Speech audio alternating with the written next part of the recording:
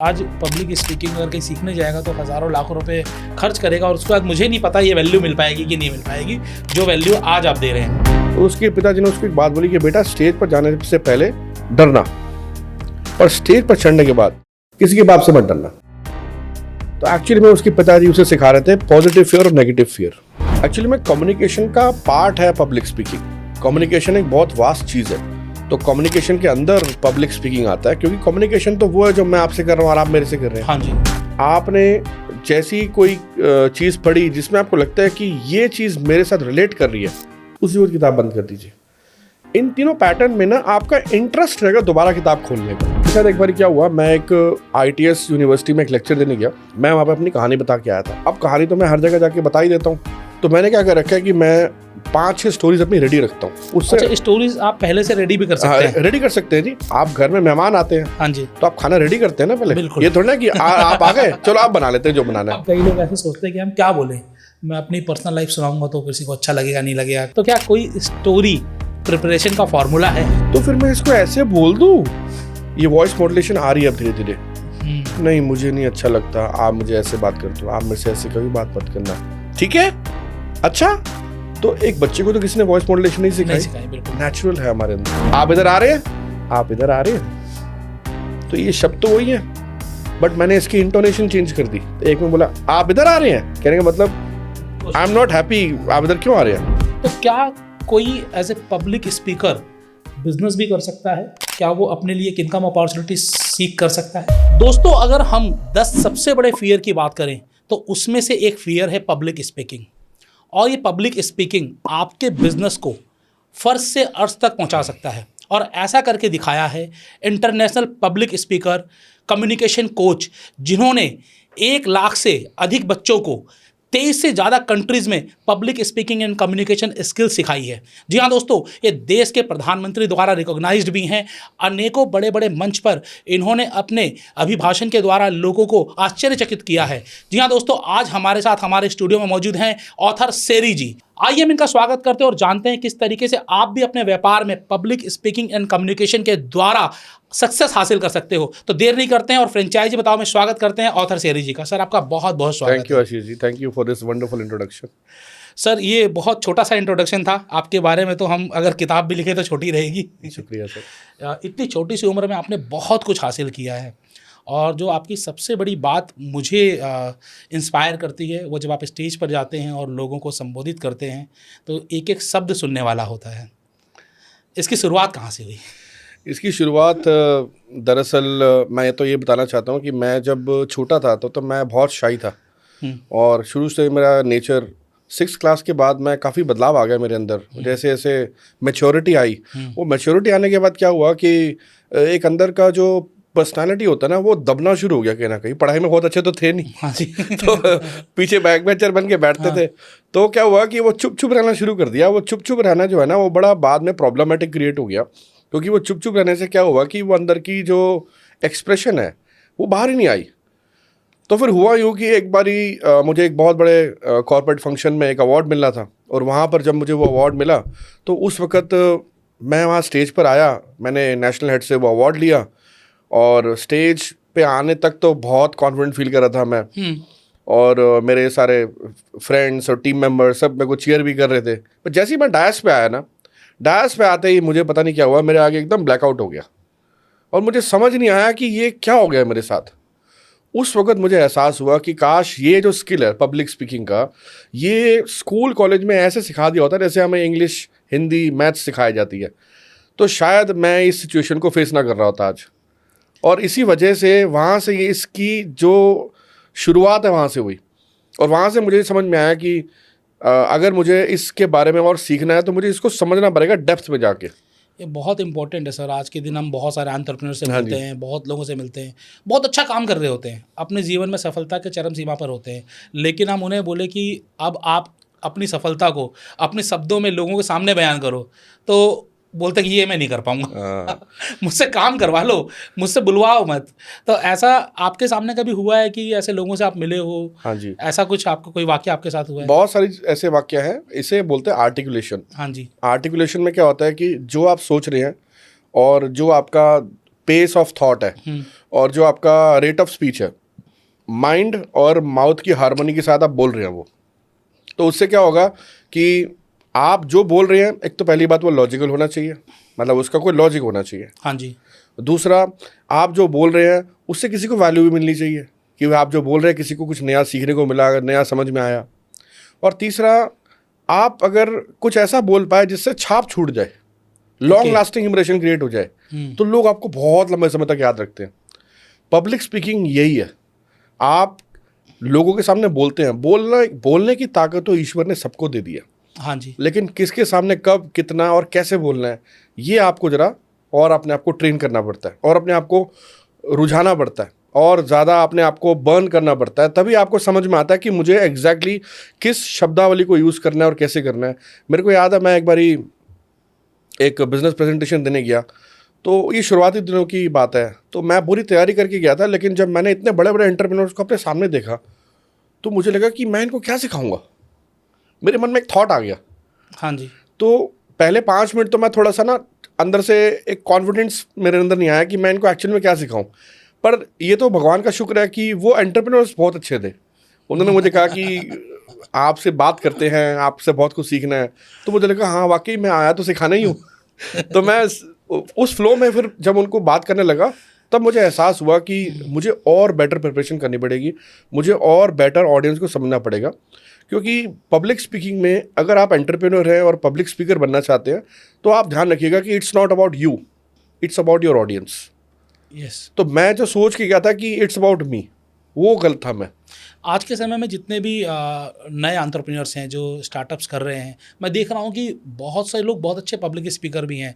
Shark tank के सारे sharks को ले लीजिए, हाँ जी। चाहे पीयूष बंसल जी हों, चाहे अनुपम मित्तल जी हों, बहुत अच्छा बोलते हैं। और इवन दो दीपेंद्र गोयल जी जोमेटो के जो फाउंडर हैं, मतलब he is a damn good speaker. हाँ तो जी। आपको क्या लगता है कि आज के समय में बिजनेस करने के लिए पब्लिक स्पीकिंग या फिर एक स्पीकर होना कितना ज़रूरी है? देखिए, अगर आप एक एंटरप्रेन्योर हैं, हाँ जी। आपने या तो ब्रांड बनाना है या ब्रांड बना चुके हैं, 2 ही सिनेरियो हैं। बिल्कुल। ब्रांड बनाना है तब भी पब्लिक स्पीकिंग चाहिए, और ब्रांड बना चुके हैं तो आपको अपने ब्रांड को स्केलेबल बनाना है। यानी कि अब आप नहीं होंगे, आपका ब्रांड काम करेगा हर जगह पर। उसके बारे में बताएगा कौन, उसका रोल मॉडल कौन है? आप खुद ही तो हैं। बिल्कुल। तो पब्लिक स्पीकिंग से क्या होता है, आप लेवरेज करते हैं। जो बात आज मैं आपके साथ कर रहा हूँ, 1 to 1 कर रहा हूँ, यूट्यूब के माध्यम से या सोशल मीडिया के माध्यम से, उसमें हजारों लाखों लोगों में देख रहे हैं। लेकिन अगर आप वैसे किसी के साथ 1 to 1 कम्युनिकेशन कर रहे हैं तो वो बात 1% तक कर रहे हैं। लेकिन अगर आप स्टेज से कर रहे हैं तो आप 100, 200, 500, 1000 लेवरेज कर रहे हैं। एक ही बात को एक ही बार में 1000 लोग सुन पा रहे हैं, 1000 लोग उसको प्रोसेस कर रहे हैं, 1000 लोग उसको डिकोड कर रहे हैं और उसके बाद उसके ऊपर एक्शन ले रहे हैं। तो ये फ़र्क है। अगर आप एक एंटरप्रेन्योर बन जाते हैं या तो ब्रांड बना रहे हैं, तो ब्रांड बिल्टअप करने के लिए पब्लिक स्पीकिंग की बहुत ज़रूरत पड़ने वाली है। जगह जगह लोगों को जाके बताना पड़ेगा, जगह जगह आपको जाके हो सकता है फंडिंग भी लेनी पड़ेगी, आपको अपनी प्रेजेंटेशंस करनी पड़ेंगी, आपको कॉर्पोरेट क्लाइंट्स को जाके मिलना पड़ेगा। तो जगह जगह जहाँ पर आप जा रहे हैं आपको स्ट्रेंजर्स मिलेंगे जी। बिल्कुल। और स्ट्रेंजर्स के साथ आप कैसे बोलते हैं, अपनी छाप कैसे छोड़ते हैं, एक एंटरप्रेन्योर को आज के समय में ज़रूरी है सीखना। तो आज हम आपसे बहुत कुछ सीखने वाले हैं और बहुत सारे एंटरप्रेन्योर को आज के इस पॉडकास्ट से फ़ायदा होने वाला है। तो सबसे पहली चीज़, जब हम किसी से भी मिलते हैं, पहला इंप्रेशन कहते हैं कि फर्स्ट इंप्रेशन है जो लास्ट इंप्रेशन।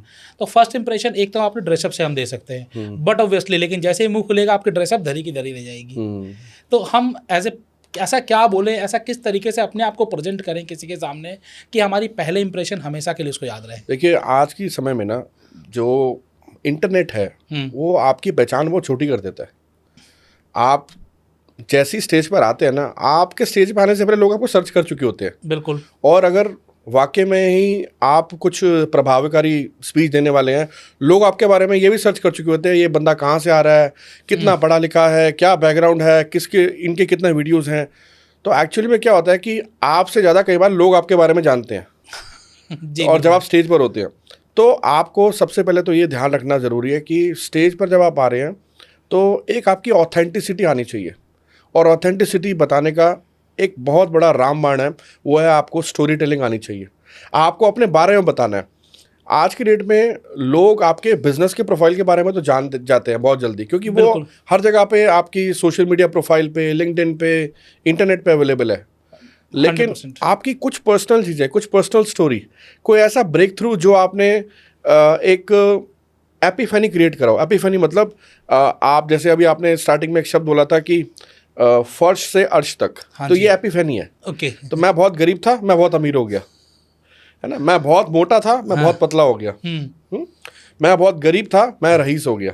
तो ये एपिफैनी है। ओके। तो अगर आप कोई स्टोरी में एपिफैनी क्रिएट कर दें, लोगों को वो सुनना बहुत पसंद है, क्योंकि हमारी जो 80s 90s 70s की जनरेशन है, या तो वो बैठी है वहाँ पर, या अभी वो जनरेशन बैठी है जो नेटफ्लिक्स, हॉटस्टार, जियो हॉटस्टार और या फिर अमेजॉन प्राइम वो देखती है। उनको ना हर चीज़ में स्टोरीफिकेशन सुनने में मज़ा आता है। अगर आप एक अच्छी स्टोरी अपने ब्रांड की, रियल जो ऑथेंटिक स्टोरी है, आपसे रिलेटेड हो वो बता दे, या ब्रांड से रिलेटेड बता दे, तो मुझे लगता है कि वो जो फर्स्ट कनेक्शन एस्टैब्लिश होता है किसी के साथ, वो एक बारी आप करते हैं, लेकिन उसका जो असर है, उसका इम्पैक्ट है, बहुत देर तक रहता है। और वो कई बार इतनी देर तक रहता है कि आप कहीं एयरपोर्ट से ट्रैवल कर रहे होंगे, रेलगाड़ी से जा रहे होंगे, फैमिली के साथ मॉल में होंगे, तो लोग आपको पहचान देते हैं, सर पहचाना, सर मैं आपके उस फंक्शन में था जहाँ पे आप बोले थे, सर क्या गजब बोले थे आप। अक्सर ऐसा होता है। मेरे साथ एक बार क्या हुआ, मैं एक ITS यूनिवर्सिटी में एक लेक्चर देने गया। मैं वहाँ पे अपनी कहानी बता के आया था। अब कहानी तो मैं हर जगह जाके बता ही देता हूँ, तो मैंने क्या कर रखा है कि मैं 5-6 स्टोरीज अपनी रेडी रखता हूँ। उससे अच्छा, स्टोरीज आप पहले से रेडी भी कर सकते हैं? रेडी कर सकते हैं जी। आप घर में मेहमान आते हैं, हाँ जी, तो आप खाना रेडी करते हैं ना पहले। बिल्कुल। ये थोड़ी ना कि आप आ गए, चलो आप बना लेते हैं जो बनाना है। आप बना लेते हैं, ऐसे तो नहीं होगा ना। वो चला ही जाएगा। हाँ, तो पब्लिक स्पीकिंग में क्या है कि आपकी ऑडियंस के हिसाब से आप पहले ही अपनी कुछ कंटेंट सामग्री कुछ तैयार रखें। तो मैंने अपनी 5-6 स्टोरीज तैयार रखी हुई है। मैंने एक स्टोरी अपनी वहाँ जाके बताई, और जब मैं मॉल में घूमा था फैमिली के साथ, एक लड़का आया वहाँ से, उसने नमस्ते सर पहचाना, उसने मेरे पाँव छुए आ गया। मेरी वाइफ देख रही थी ये क्या हो रहा है, तो फिर उसने बोला एक और फॉलोअर आ गया यहाँ पे। मैं कहा नहीं फॉलोअर नहीं, मैं तो जानता नहीं इसको। फिर उस लड़के ने बताया सर आप मुझे शायद नहीं पहचान पाएंगे, लेकिन मैं वहाँ पे 4th या 5वीं लाइन में रो में बीच में बैठा हुआ था जब आप अपनी स्टोरी बता रहे थे। उस समय सर मेरी आंख से पानी आ रहा था, और मैं बयान नहीं कर पाया कि आपने मुझे उस दिन बड़ी प्रेरणा दे दी। और मुझे लगा कि यार स्टोरी का इतना बड़ा प्रभाव है, मैं तो भूल गया था। लेकिन ये छोटी सी बात जो है ना, आपकी मुंह से छोटी सी बात हो सकता है किसी के लिए बहुत बड़ी हो। बिल्कुल। आपके मुंह से निकली हुई बात हो सकता है किसी को प्रेरणा दे गई, उसका इमोशन शिफ्ट हो गया, और इमोशन शिफ्ट होने से क्या हुआ, वो ट्रांसफॉर्म हो गया। हो सकता है उसको ब्रेक थ्रू उस टाइम चाहिए था, वो ब्रेक थ्रू उसे मिल गया, अब लाइफ में उसको पॉसिबिलिटी नजर आनी शुरू हो गई। तो आपने किसी की बंद रास्ते को अपने शब्दों द्वारा खोल दिया। इमेजिन कीजिए कितनी बड़ी बात है ये। शब्दों का जादू, शब्दों का जादू हो गया, और आप मैजिकल बन गए। ठीक है ना। तो भाग्य का जादू तो ठीक है, लेकिन कर्म का जादू बहुत इंपॉर्टेंट है। तो आपका कर्म क्या है, आप बोल रहे हैं, आपने कर्म किया, वो जादू बिखेर देता है, और फिर उसका इम्पैक्ट बहुत डीप है। और मुझे नहीं लगता कि वो बच्चा, मुझे आज क्या, वो मुझे अगले, जब तक वो हो सकता है कल को वो एक बहुत बड़ा आदमी बन जाए, वो मुझे तभी नहीं भूल पाएगा। ये कहानी का इम्पैक्ट है। तो जो आपने बात करी ना कि किसी भी एंटरप्रेन्योर को सबसे पहले क्या करना चाहिए स्टेज पर जाके, तो मैं ये कहता हूँ हो सके तो आप अपनी एक ऐसी कहानी प्रिपेयर करके वहाँ सुनाएं जो रियल है, जिससे आपको लगता है कि एटलीस्ट 100 लोग मुझे सुन रहे हैं, 70-80 तो मेरे साथ कनेक्ट हो गए होंगे। सर कहानी तैयार करने का भी कोई फार्मूला होता है? क्योंकि कई लोग ऐसे सोचते हैं कि हम क्या बोलें, मैं अपनी पर्सनल लाइफ सुनाऊंगा तो किसी को अच्छा लगेगा नहीं लगेगा, किसी को ये सुनाऊंगा तो उसे पसंद आएगा नहीं आएगा। तो क्या कोई स्टोरी प्रिपरेशन का फार्मूला है? देखिए फार्मूला तो बहुत सारे हैं, हमारा तो काम है, मैं तो यही सिखाता हूँ अपने कोचिंग ट्रेनिंग में। मैं प्रीमियम कंटेंट यहाँ लेना चाहता हूँ सर आपसे। नहीं बिल्कुल, मैं आपको सिखाऊंगा, बताऊंगा, इनफैक्ट मैं ऑडियंस के लिए भी बताऊंगा। सबसे पहला रामबाण तो ये है कि आप अगर कुछ भी नहीं उस मोमेंट पे याद कर पा रहे ना, कि कई बार क्या होता है जब हम ऑडियंस के सामने आते हैं ना, हम भूल जाते हैं हमें क्या बोलना था। तो उस वक्त एक सबसे बड़ा रामबाण ये है, आप दिल से बोलना चालू कीजिए। दिल की बात दिल की तह तक पहुंचाती है। तो अगर दिल की तह से कोई बात निकली, 100% गारंटीड वो दिल की तह तक पहुंचेगी। और जब वो दिल की तह तक पहुंचेगी, आप मेरे यकीन माने वो कहानी ही होती है। क्योंकि ऑन एन एवरेज एक इंडिविजुअल हर रोज अगर 12 से 15 हज़ार शब्द बोलता है, एक्सट्रोवर्ट है, इंट्रोवर्ट है 5 से 8 हज़ार शब्द बोलता है, तो उसमें 85% बातें कहानी ही होती है। तो अगर आप कोई बात दिल से बोलेंगे, आप तुरंत, आपकी ब्रेन की जो एंटायर वायरिंग है ना, वो स्टोरी के लिए ही है। इसलिए बचपन में जब दादा दादी नाना नानी कहानी सुनाते थे तो आपको मजा आता था। बच्चों को सुलाने के लिए स्पेशली कहानी सुनाई एग्जैक्टली। तो वही चीज़ है आपके अंदर। तो वो जो गवर्नेंस है अंदर आपकी वायरिंग की, वो वैसी ही है। आप पहले तो दिल की बात दिल तक पहुंचा दे, पहला तरीका तो ये है। हाँ जी। दूसरा तरीका है लोकेशन, सीन, डायलॉग और call to action. LSD model बोलते हैं जिसको, location, scene and dialogue. Dialogue. Okay. ठीक है। एक बार जैसे मैं कोई लोकेशन बताऊंगा हाँ। कि ग्रेटर नोएडा वेस्ट के एक छोटे से शहर में मैं पहली बार जब अपनी पत्नी के साथ यहाँ पर अपने करियर अपॉर्चुनिटीज़ को एक्सप्लोर कर रहा था, उस समय मुझे कोई ऐसा व्यक्ति नहीं मिला जिससे मैं अपनी दिल की बात कह सकूं कि मैं भी अपने आप को यहाँ पे देखना चाहता हूँ कि मैं कामयाब आदमी बनूँ। और फिर अचानक से मेरी पहली बार मुलाकात हुई मिस्टर खन्ना से। मिस्टर खन्ना हमारे पड़ोसी थे। जब हम पहली बार मकान में शिफ्ट हुए तो मिस्टर खन्ना ने मुझे चाय पर बुलाया, पड़ोसी होने के नाते। और मिस्टर खन्ना ने मुझे बताया कि बेटा यहाँ पे अगर रोज़ के 10 लोग आते हैं ना, तो 8 लोग यहाँ से 3 महीने में चले जाते हैं। तो मैंने उनसे पूछा, खन्ना साहब इसका कारण क्या है? तो कारण तो बोला बहुत सिंपल है बेटा, वो मेहनत ही नहीं करना चाहते। और जब उन्होंने ये बात बोली तो मैंने उनको बोला, नहीं सर, मैं मेहनत तो करूँगा, मैं तो मेहनत ही करने आया हूँ, मुझे मेहनत के अलावा कुछ आता ही नहीं। इनफैक्ट मेरे पास तो कोई स्किल ही नहीं है, मैं तो सिर्फ मेहनत करना चाहता हूँ। तो उन्होंने कहा बेटा अगर मेहनत कर सकते हो तो ग्रेटर नोएडा वेस्ट में तुम्हारे लिए अनेकों अपॉर्चुनिटीज़ अवेलेबल नहीं है, तैयार है। गेट से बाहर जाओगे, सोसाइटी के गेट से बाहर निकलोगे, सब अपॉर्चुनिटीज़ तुम्हारे लिए वेट कर रही है, क्योंकि सबको मेहनत वाले लोग चाहिए। दिमाग वाले लोग तो बहुत ज़्यादा हो गए हैं और कुछ ज़्यादा ही हो गए हैं। तो आपको मेहनत करनी है और आगे बढ़ना है। बस फिर क्या था, मैंने मेहनत करी, मैंने धीरे धीरे अपने विचार लोगों तक पहुँचाने शुरू करे। मैंने एक यूट्यूब चैनल बना लिया और धीरे देखते देखते मैं जब छोटे छोटे व्यापार को देखता था, सोचता था इसने व्यापार क्यों शुरू किया। लोगों से बात करनी शुरू करी, वहाँ से मुझे व्यापार की समझ आने लगी और मैंने सोचा कि क्यों ना मैं ये कहानियाँ यूट्यूब के ज़रिए अपने दर्शकों तक पहुँचाऊँ। धीरे धीरे मेरा सब्सक्राइबर बेस बढ़ता गया। आज मेरा सब्सक्राइबर बेस 1 मिलियन का हो चुका है और हज़ारों लोग मेरे वीडियोस देखते हैं। और जिन बिज़नेस ओनर के साथ मैं बात करता था, आज उसमें से कई सारे लोग तो मेरे क्लाइंट हैं। मैं उनका फ्रेंचाइज का काम भी देखता हूँ। और इस तरीके से मैंने खन्ना साहब की वो बात जो उन्होंने मुझे सिर्फ चाय पीते हुए एक ही बात बोली थी कि अगर इस शहर में सर्वाइव करना है तो मेहनत करनी पड़ेगी। और मैं आपसे ये बोलता हूँ, अगर आपको अपनी ज़िंदगी में सर्वाइव करना है तो अगर ज़िंदगी में सारे हथियार ख़त्म हो जाएं, सारे फॉर्मूले ख़त्म हो जाएं, सारे सीक्रेट्स आपको नहीं पता, सिर्फ मेहनत पर भरोसा कीजिए, आप ज़िंदगी में आगे ज़रूर बढ़ेंगे। क्या बात है, मतलब कितने आसान शब्दों में आपने कितने प्रेम पूर्वक ये कहानी पोटे की है। और ये इम्प्रॉम्प्टू है। Location, okay, scene and dialogue, call to action. Call to action. मेहनत करो, ये आपका कॉल टू एक्शन हुआ। एब्सोल्युटली। मैंने मैसेज दे दिया ना एक। हाँ जी। अभी जैसे मैंने आपको कहानी बोली, हाँ जी। अब मैं आपसे पूछता हूँ, ये कहानी में आप कहीं पहुंचे थे? कुछ दिख रहा था आपको? बिल्कुल, आपने जब बताया कि यूट्यूब दिखा, बिजनेसमैन दिखा, खन्ना साहब दिखे, बिल्कुल 100%। घर दिखा उनका। हाँ जी। ठीक है, तो इसे बोलते हैं, हम अपनी विजुअल प्रेजेंटेशन जब हम करते हैं तो हम कुछ शब्द ऐसे बोलते हैं जिससे सामने वाले के माइंड में वो चीज़ें दिखनी शुरू हो जाए, ट्रिगर हो जाए। तो अगर आपकी वर्ड एसोसिएशन थोड़ी और पावरफुल हो जाएगी तो कहानी में और दम आ जाएगा। कई लोग सिर्फ और सिर्फ अपने काम के धनी होते हैं, उनके पास वो शब्दों की जादूगरी नहीं होती है। मतलब कुछ बोलना चाहते हैं और अचानक से आप उनका दिमाग उनके टंग के साथ अलाइन नहीं हो पाता है और वो शब्द जो वो बोलना चाहते हैं वो शब्द उनके जुबान पर नहीं आ पाते हैं। उनके लिए आप क्या कहना चाहेंगे, क्या करें वो? बहुत सारी चीज़ें ऐसी हैं। देखिए हमारे ना एक तो स्पीच मोटर लगी हुई है सबके दिमाग में, थोड़ा सा साइंस है, ब्रेन साइंस है। तो कभी कभी क्या होता है, स्पीच मोटर की फंक्शनिंग ठीक नहीं होती, जिसकी वजह से आप जो बोलना चाहते हैं या तो बोलने में देरी कर जाते हैं या वो उस समय नहीं बोल पाते, बहुत देर बाद बोलते हैं जब समय बीत जाता है। तो आपको लगता है शायद मैं ये बात उस टाइम बोल देता तो उसकी बड़ी वैल्यू मिल जाती मुझे। 100% ऐसा तो मैक्सिमम लोगों के साथ होता है। और आप बहुत सारे एंटरप्रेन्योर ये भी सोच रहे होंगे कि यार ये तो शायद मेरी बात कर रहे हैं, ये तो मेरी वाली बात ही हो रही है। तो ऐसा है कि मैं आपको सिर्फ इतना बोलना चाहता हूँ, सबसे पहली चीज़ बहुत बेसिक चीज़ है लेकिन बहुत इंपॉर्टेंट है, आप अपनी ब्रीदिंग टेक्निक पे काम कीजिए।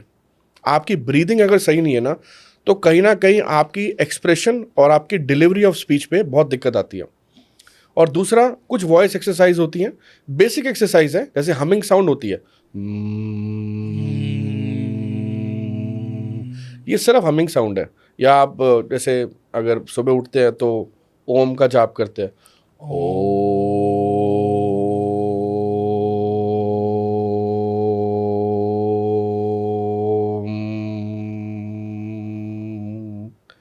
इससे आपकी वॉइस अच्छी होती है क्या होता तो इससे क्या होता है कि आपकी वॉइस की जो एक्सेलरेशन है वो ठीक हो जाएगी, यानी कि आप जब कोई शब्द बोलेंगे तो आपकी आवाज़ और आपने जो शब्द बोला, दिमाग और आवाज़ का हार्मोनी वो क्रिएट हो जाएगा। और सबसे इम्पोर्टेंट बात, आप अंदर से एक जो एक्सप्रेशन ऑफ थॉट कभी कभी लगता है ना मेरा वीक है, वो ठीक होना शुरू हो जाएगा। इस एक्सरसाइज में इतनी ताकत है। तो पहला आप अपनी ब्रीदिंग ठीक कर लीजिए, इनहेल एक्सेल, क्योंकि कुछ लोगों का इनहेल एक्सेल ही ठीक नहीं है। तो अगर हम इनहेल करते हैं तो अक्सर हम क्या करते हैं, हम पेट अंदर करते हैं, क्योंकि हमें लगता है इन का मतलब अंदर, जबकि इनहेल का मतलब होता है पेट बाहर होना चाहिए। तो इनहेल एक्सेल का पैटर्न ठीक हो जाएगा, आपकी वॉइस की साउंड थोड़ी एक्टिव हो जाएगी, क्योंकि अंदर आपके जो मशीनरी चल रही है ना, बॉडी एक मशीन ही है। अगर वो मशीनरी में कुछ चीज़ें, आवाज़ को आप एक्टिव कर देंगे, आवाज़ के लेवल पे एक्टिव कर देंगे, तो आपकी आवाज़ और ब्रीदिंग ठीक होते ही बस रह क्या गया, फिर तो शब्द ही है बाकी। और शब्द जो होते हैं 95% of the time Ashish ji we speak from subconscious mind and only 5% of the time we speak from conscious mind. बिल्कुल सच्चाई है। तो आप और मैं जैसे अब ये पॉडकास्ट भी कर रहे हैं, तो हम लोग अभी चाय पीते यही डिस्कशन कर रहे थे कि हम क्या बोल रहे हैं। तो यही डिस्कशन एंड हुआ कि जो बोलेंगे बस कन्वर्सेशन करेंगे, दिल से करेंगे। और आप देख लीजिए पिछले 20-25 मिनट से हम वही कन्वर्सेशन दिल से कर रहे हैं। एंड आई एम श्योर अगर कोई एंटरप्रेन्योर हमें देख रहा है इस समय, तो उसका वो यूट्यूब का चैनल बंद करने का मन नहीं कर रहा होगा। क्यों? क्योंकि उसे लग रहा है कि हाँ ये मेरी बातें हो रही है। सर ये वैल्यू मिल रही है सर, मुझे सीखना है। आज पब्लिक स्पीकिंग अगर कहीं सीखने जाएगा तो हज़ारों लाखों रुपए खर्च करेगा, और उसके बाद मुझे नहीं पता ये वैल्यू मिल पाएगी कि नहीं मिल पाएगी, जो वैल्यू आज आप दे रहे हैं। Thank you sir, thank you. Ultimately sir देखिए, मैंने जो फील किया है, मैं बिहार के एक छोटे से गांव, धनबाद के एक छोटे से गांव से आता हूं, और वहां पर बिहारी और हिंदी यही लैंग्वेज चलती थी। और दिल्ली में जब आप आते हैं, और वो भी आप जब बिज़नेस वर्ल्ड में कदम रखते हैं, तो आपको बहुत सारी चीज़ें अपने अंदर चेंज करनी होती हैं। आपको अपनी बॉडी लैंग्वेज, आपको अपनी वॉइस, आपको अपना बोलने का तरीका, सब कुछ चेंज करना पड़ता है। और इन सब चीज़ों के लिए कोई ना कोई ट्रेनर का होना बहुत ज़रूरी है। अगर आज के दिन तो चलिए ट्रेनर से कर सकते हैं, लेकिन साथ साथ में यूट्यूब पर आप ऑथर शैली को फॉलो करके भी कर सकते हैं। और अभी तो हम आपसे और कुछ जानेंगे। हम जब बात करें कि कोई नया बच्चा जब बिज़नेस में एंटर करता है, तो अंदर एक डर होता है, घबराहट होती है, मैं दुनिया को फेस कर पाऊँगा नहीं कर पाऊँगा।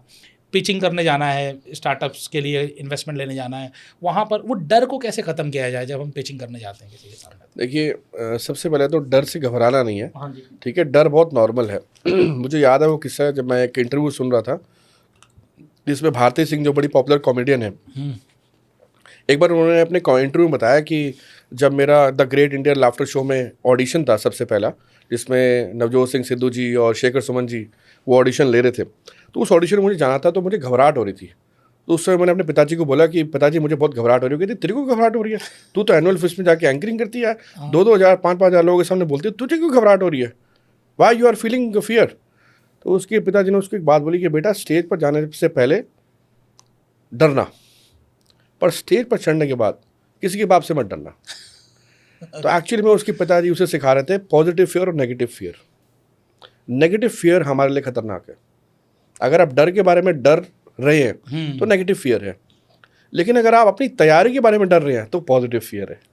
ओके। अगर आप एज अ पब्लिक स्पीकर ये सोच के डर रहे हैं कि मैं वहाँ पे कैसे ऑडिशन दूंगी, तो इसका मतलब यह है कि कहीं ना कहीं आपका वो डर नेगेटिव नहीं है, पॉजिटिव है। क्योंकि आप पहले तो ये सोच रहे हैं कि मैं वहाँ पे जूरी को कैसे कनेक्ट करूँगी, दूसरा आप ये सोच रहे हैं मैं क्या कंटेंट बोलूँगी तो ऑडियंस कैसे कनेक्ट होगी, और तीसरा आप ये भी सोच रहे हैं कि इतना बड़ा प्लेटफॉर्म मिला है, मैं मिस कैसे कर जाऊँ। तो ये डर होना ज़रूरी है। तो a little fear is useful. एक थोड़ा सा डर जो होता है ना, तो भगवान का भी होना चाहिए ज़रा। वैसे तो भगवान से मोहब्बत कीजिए, ईश्वर से लव कीजिए, लेकिन थोड़ा डर भी होना चाहिए, ताकि आपको अपने कर्मों की अवगति, आपके कर्मों का पेस पता रहे। सो आइडिया आशीष जी ये है कि मैं ये कहता हूँ कि डर थोड़ा सा होना ज़रूरी है, और थोड़ा बहुत डर हमारे अंदर होता भी है, और वो ज़रूरी भी है। आज आप गाड़ी रोड पे लेकर चले, 150, देखो बनाने वाले तो 200 किलोमीटर की स्पीड दे दी आपको, आप जो मर्जी करो, पर प्रैक्टिकली क्या आप 200 किलोमीटर पर आवर की स्पीड पे गाड़ी चलाओगे? नहीं चला सकते। मतलब हाईवे पे भी 90-100 से ऊपर नहीं आता हूँ। ठीक है, क्यों? क्योंकि आपको पता है एक अंदर डर है यार, बहुत तेज गाड़ी चलाई तो हो सकता है ब्रेक नहीं लगे, कंट्रोल ही नहीं हुआ, कंट्रोल नहीं हुआ। तो वो डर जरूरी है, वो फियर आपके अंदर जरूरी होना चाहिए। वो नहीं तो आप गाड़ी कहीं ठोक देंगे, किसी की जान जा सकती है, अपनी खुद की जान भी जा सकती है। सो हमें ये सब चीज़ें मैकेनिज्म जो है हमारे क्लियर है। तो अगर थोड़ा सा फियर आ भी रहा है ना पब्लिक स्पीकिंग करते हुए, स्टार्टअप प्रेजेंटेशन आपको देनी है, प्रेजेंटेशन पिच डेक आपको प्रेजेंट करना है, शार्क टैंक इंडिया के 2-3 लोग मैंने तैयार किए आशीष जी, तो उसमें भी अगर आपको लगता है कि मेरे को डर आ रहा है, तो मैं आपसे ये बोलता हूँ कि वो डर बहुत अच्छा है, बहुत अच्छा है। असल में वो बहुत पॉजिटिव साइन है कि आप डर रहे हो। क्यों? पहले तो आपको उस मौके की वैल्यू है कि मुझे मौका मिला है, तो डर तो है। दूसरा, आप वहाँ जब बोलने वाले हो वो तैयारी के साथ बोलने वाले हो, तो आप तैयारी पे मेहनत करोगे। और तीसरा, आपको अपना ऑब्जेक्टिव बड़ा क्लियर है कि इस प्रेजेंटेशन से मेरा ये आउटपुट है, ये ऑब्जेक्टिव और ये मुझे पूरा करना ही करना है। और वहाँ से तो बात बनेगी फिर, और वहाँ से जो बात बनेगी फिर वो डर आपको असल में जिताएगा। तो शुरुआत डर से हुई थी, लेकिन डर के आगे जीत, लेकिन वो डर के आगे जीत में कन्वर्ट हो गई, और वहाँ से आपका विनिंग एटीट्यूड क्रिएट होगा। तो ऐसे 2-4 बार 5 बार डर लगे तो बस रुकना नहीं है ना। एक बहुत अच्छी किताब है, feel the fear and do it anyway. ये किताब, feel the fear and do it anyway, and do it anyway, मतलब डर लग रहा है कोई बात नहीं, पर फिर भी करना है। तो शुरुआत ऐसे ही होगी, और उसके बाद धीरे धीरे वो डर आपकी तपस्या के साथ जुड़ करके आपके भाग्य के साथ जुड़ेगा, और आपको वो चीज़ें करवाएगा, आपको वो चीज़ें बुलवाएगा, आप वो चीज़ें कर जाओगे स्टेज पे, लोग कहेंगे ये जो आज आपके मुंह से बात निकल गई ना जी, ये मेरे दिमाग में बैठ गई, और ये जो बात मेरे दिमाग में बैठ गई है, इस बात की वजह से मैं आपको कभी ज़िंदगी में भूल नहीं सकता। मैंने सर आपकी एक रील देखी थी, उसमें आपने कहा था, कोई आपसे पूछता है कि आपका एक स्पीच है वो आपको 2 मिनट की देनी है, तो आपने कहा मुझे 1 दिन का तैयारी का टाइम चाहिए। फिर किसी ने कहा कि आधे घंटे की देनी है, तो ठीक है मुझे 6 घंटे तैयारी का टाइम चाहिए। फिर किसी ने कहा कि पूरे दिन की स्पीच है, बोला बताओ कहाँ देनी, कब देनी है। तो होना तो ऐसा चाहिए कि जितनी लंबी स्पीच है, हाँ, तैयारी का समय उतना ज़्यादा होना चाहिए। हाँ, लेकिन आप बिल्कुल रिवर्स क्यों बोल रहे थे उसमें? रिवर्स इसलिए बोला था क्योंकि when you have to speak more you have to prepare less, and when you have to speak less you have to prepare more। आप थोड़ा एलाबोरेट करेंगे सर? आपको जब 2 मिनट बोलना है तो आप बहुत कन्फाइंड बोलेंगे, टू द पॉइंट बोलेंगे, आपका एक एक शब्द चुना होगा, उसका चयन करेंगे आप कि मुझे ये नहीं ये बोलना है, ये नहीं ये बोलना है। तो एक एक चीज़ जो आपकी होगी वो बिल्कुल नियर टू परफेक्ट होगी, और उसकी वजह से क्या होगा, उसमें आपको तैयारी करने का टाइम चाहिए होगा, क्योंकि उसका स्ट्रक्चर क्लियर होगा। जहाँ पर आपको पूरा दिन बोलना है वहाँ पे आपकी 80% बातें सिर्फ एडजेक्टिव, प्रवर्ब और नाउन ही होती हैं, वैल्यू तो 20% ही होती है। पर जहाँ पर आपको कोई कह रहा है कि नहीं अपनी 100% वैल्यू 2 मिनट में दे दो, तो वहाँ पर आपकी तैयारी ऑन टॉप होनी चाहिए। वहाँ पे आपका diction, figure of speech, voice modulation, content quality, presentation idea for audience connection, सब कुछ बिल्कुल बेबाक, टू द पॉइंट होना चाहिए, टॉप क्लास होना चाहिए, टॉप क्लास होना चाहिए। और उसी वजह से वहाँ पर तैयारी का टाइम ज़्यादा चाहिए।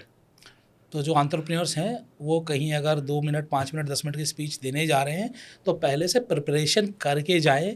जब एक पब्लिक स्पीकिंग कोच जो लाखों बच्चों को पढ़ा चुका है, लाखों बच्चों के जीवन में बदलाव ला चुका है, उन्हें तैयारी करने का समय चाहिए, तो आप यकीन मानिए आपको कितना समय चाहिए होगा। एक और बड़ा सवाल सर, जब हम कोई पब्लिक स्पीकिंग पे जाते हैं, पब्लिक स्पीकिंग हमारे टीम के सामने भी हो सकती है, हमारे इन्वेस्टर के सामने भी हो सकती है, या फिर किसी सोसाइटी में किसी प्रोग्राम में हो सकती है, हम पहले शब्दों की मतलब पहली लाइन की तैयारी कैसे करें? क्योंकि सबसे ज़्यादा डर जो मुझे लगता है ना, स्टेज पे जाने के बाद जो हम पहली 2-4 लाइनें बोलते हैं वहाँ होता है, उसके बाद तो हम फैमिलियर होते चले जाते हैं उस माहौल से। तो पहली तैयारी कैसे करें? पहली तैयारी का देखो ऐसा है कि जब हम किसी भी स्टेज पर जा रहे हैं तो कई बार क्या होता है, आपका इंट्रोडक्शन एंकर दे रहा होता है। अगर मैं सही सवाल आपका सही समझाऊं तो आपको बेसिकली क्या है कि ये जानना है कि बस जाते हैं मुझे शुरुआत कैसे करनी है, बस यही मुझे जानना है। ठीक है, तो सबसे पहले तो क्या होता है कि या तो इंट्रोडक्शन आप खुद करेंगे या एंकर देगा। मोस्ट ऑफ द केसेस में अगर आप एंकर दे है ना, मोस्ट ऑफ द केसेस में आपका एंकर इंट्रोडक्शन देता है, तो आपको वहाँ दोबारा इंट्रोडक्शन देने की कोई ज़रूरत नहीं है। वो टाइम आपने बिल्कुल सेव करना है और आप सीधा अपने एजेंडा पे आइए। ठीक है, तो बेस्ट वे होता है, जैसे हम कहते हैं ना कि if you don't know what to wear always wear black, है ना। आपको कुछ समझ नहीं आ रहा क्या पहनना है तो आप ब्लैक पहन लो, चल ही जाएगा, जज जाता है सबके साथ 100%। तो ऐसे ही if you don't know how to start with a story, जो आपने बताया। हाँ, तो कहानी से शुरू कर दो।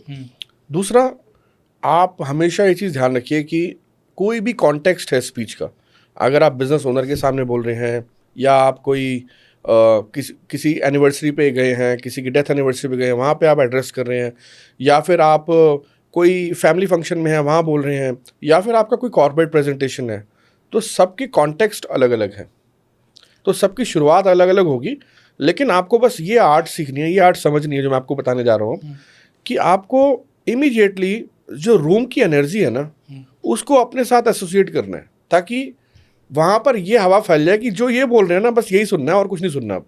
यही तो चाहते हैं लोग। और ये जो चीज़ है, ये आएगी जब आप अपनी बात का ऑब्जेक्टिव क्लियरली डिफाइन करके बैठे अपने माइंड में कि मुझे आज इनको क्या बताना है। ठीक है, इसके पीछे भी इसके लिए इसकी साइंस यही है कि आप कुछ स्टार्ट ऑफ लाइंस होती है जो हम सिखाते हैं पब्लिक स्पीकिंग में, कि आप अपनी लाइन की शुरुआत ऐसे करें। ठीक है ना, जैसे मैं आपको एग्जाम्पल देता हूँ कि आज से करीबन 20 साल पहले की बात है, जब मैं स्कूल में पढ़ाई कर रहा था, उस वक़्त मैंने अपने ख्वाबों ख्यालों में ये सोचा भी नहीं था कि मेरे जैसा बच्चा एक दिन देश के प्रधानमंत्री से मुलाकात करेगा, और उसका कारण ये होगा कि वो लोगों को पब्लिक स्पीकिंग सिखाता है। अभी शुरुआत हो गई आज से 20 साल पहले। ठीक है, तो हमारी जो स्टेम है ना, वो स्टेम क्रिएट होती है।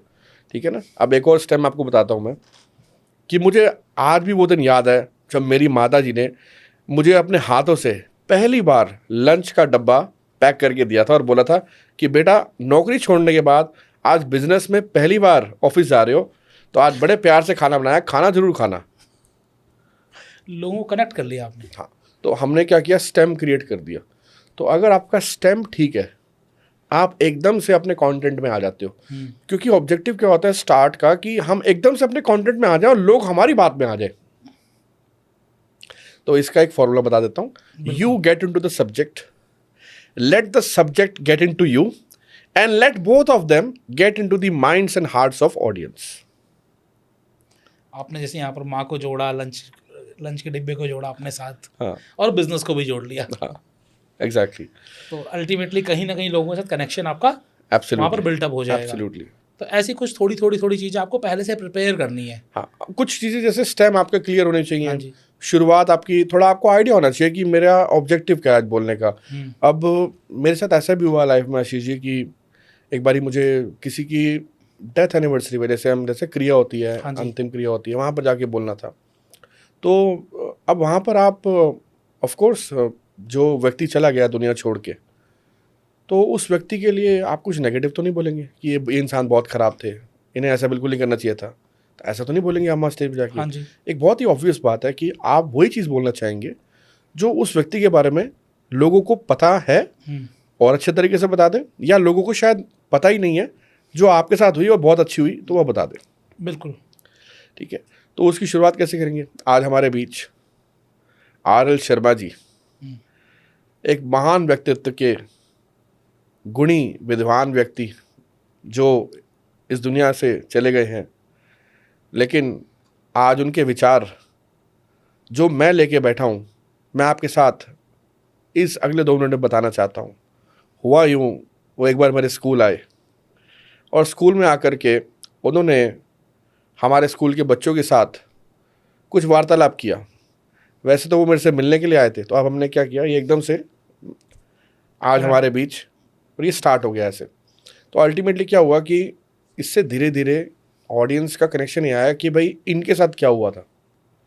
तो जो आपके साथ आप बीती है, अगर आप वो बता दें तो उससे बहुत जल्दी आप कंटेंट में आ जाते हैं, और उससे आप फ्लो में भी आ जाते हैं।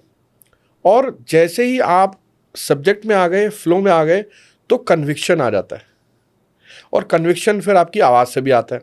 अभी जैसे आपने नोटिस करा होगा, मैं जब बोल रहा था हमारे बीच, तो मेरी वॉइस थोड़ी सी नीचे हो गई। बिल्कुल। तो जो पिच है वॉइस की वो थोड़ी नीचे हो गई। तो उससे क्या हुआ कि एक सीरियस बात है तो सीरियस तरीके से हीट कन्वे करी जाए तो अच्छा है।